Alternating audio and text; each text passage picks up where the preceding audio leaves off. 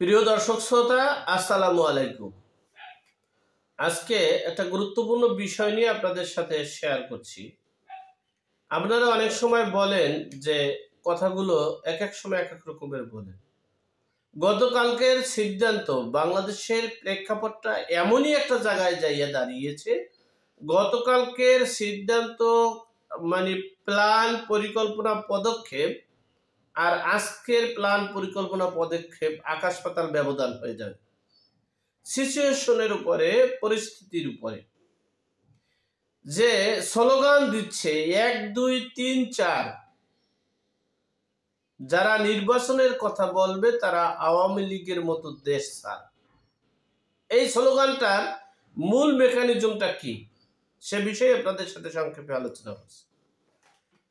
এই যে কথাটা বলছে যারা নির্বাচনের কথা বলবে, জাতীয় নাগরিক পার্টির যে মুখ্য সমন্বয়ক ঢাকা মানে বাংলাদেশটাকে দুইটা ভাগে ভাগ করে দুইজন সমন্বয়ক করেছে। সার্জিস আলম হলো একটা, আর একটা হলো উত্তরাঞ্চল আর দক্ষিণ অঞ্চল। উত্তরাঞ্চলের সার্জিস আলম সাহেব তিনি বলেছেন যারা নির্বাচনের কথা বলবে, নির্বাচনের কথা অর্থাৎ জাতীয় নির্বাচনের কথা বলবে, তাদের চরম খেসারত দিতে হবে। এই কথাটার কোথা থেকে সূত্রপাত হয়েছে? এই নির্বাচনের এই যে সেকেন্ড রিপাবলিক, নতুন সংবিধান তৈরির প্ল্যান পরিকল্পনার পর এরপরে যে আমি যে বলেছি 29 সালের আগে যে নির্বাচন হবে না, সেটা আপনারা আমাকে অনেক বকাঝকা অনেক কিছু বলেছেন ওপেন প্ল্যাটফর্মে। যাই হোক, এই নির্বাচনের কথা কিন্তু সেনাপ্রধান ডক্টর ওয়াকারুজ্জামানও বলেছেন যে খুব দ্রুতই ডিসেম্বরের মধ্যেই নির্বাচন হবে। তাহলে তারাও খেসারত দিতে হবে। বিএনপি তো আছে, বিএনপিরে আমি কোনো হিসাবে ধরি না। তাদের রাজনীতির নীতি নির্ধারক যারা, বিএনপির মাঠ পর্যায়ের নেতাকর্মীদেরকে আমি মূল্যায়ন করি, কিন্তু নীতি নির্ধারক সেন্ট্রাল পর্যায়ে যারা আছে তারা ব্যর্থ এবং তারাই এই দেশটাকে ধ্বংস করছে।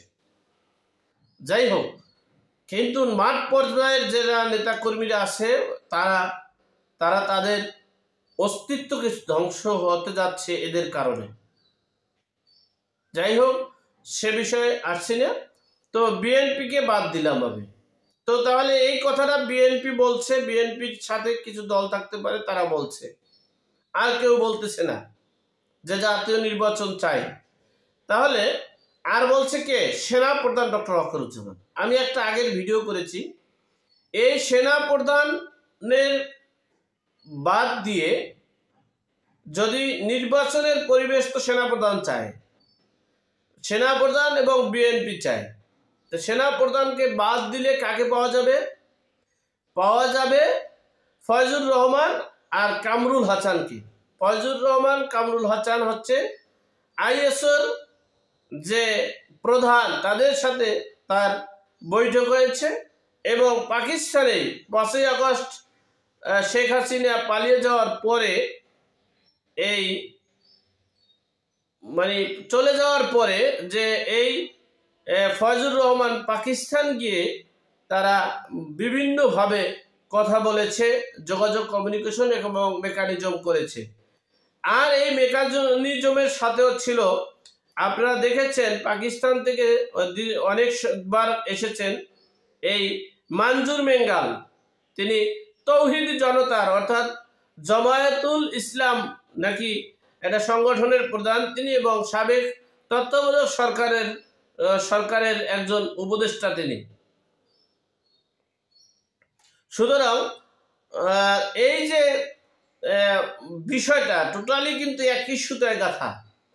এবং যারা নির্বাচনের কথা, এই যে 1 2 3 4 জাতীয় নির্বাচনের কথা যারা বলবা তারা দেশ ছাড়। হাসিনার মতো জায়গা এই দেশে আর হবে না। আমি এই সার্জিস সহ সমন্বয়কারীদেরকে স্যালুট জানাই এই কথাটা বলার জন্য, কিন্তু এই কথাটা কাজে লাগাতে হবে। তবে আমি এই কথাটা 100% নিশ্চিত করে বলছি, রমজান মুখে যদি সংবিধানের দিকে তাকানো হয়, যদি দেশের সার্বভৌমত্বের দিকে তাকানো হয়, যদি দেশের মুক্তিযোদ্ধার দিকে তাকানো হয়, তাহলে এর খেসারত চরমভাবে দিতে হবে। যেটা মানুষ যেমন শেখ হাসিনাকে নিয়ে স্বপ্নও ভাবে নাই এভাবে পালিয়ে যাবে, ঠিক সেভাবে স্বপ্নও ভাবে নাই তোমাদের কি হবে। এদের এই বিষয়গুলো সমুন্নত মানে অক্ষত রেখে, আর যে দিবস 7টা দিবসের 4টে দিবসকে বহাল রেখে, এরপরে বাংলাদেশে আওয়ামী লীগ নেই, দুর্বৃত্তায়নকারী নেই, চাঁদাবাজি নেই, লুটপাটকারী নেই, তারা পলালে, এবং তারা আমাদের যদি ব্যর্থতা না হয় তারা 100 বছরে আসতে পারে কিনা সন্দেহ আছে। তাহলে তারা তো নেই, তাহলে বাংলাদেশে গত 15 বছরে যে চাঁদা হয়েছে তার চেয়ে 1000 গুণ চাঁদা নিচ্ছে, লুটপাট হচ্ছে, নৈরাজ্য হচ্ছে, চাঁদাবাজি হচ্ছে, গুম হচ্ছে, খুন হচ্ছে, নির্বিচারে হত্যা হচ্ছে। কারা করছে?